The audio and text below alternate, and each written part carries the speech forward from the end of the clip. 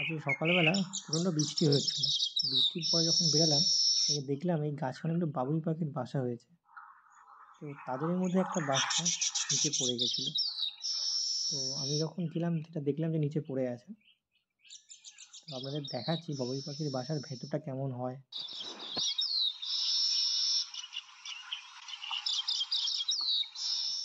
দূর থেকে কি সুন্দর দেখতে লাগে দেখুন।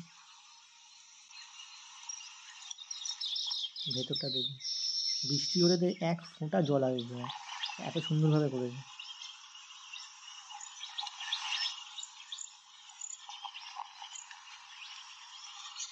দেখুন ভেতরটা কি সুন্দর লাগছে।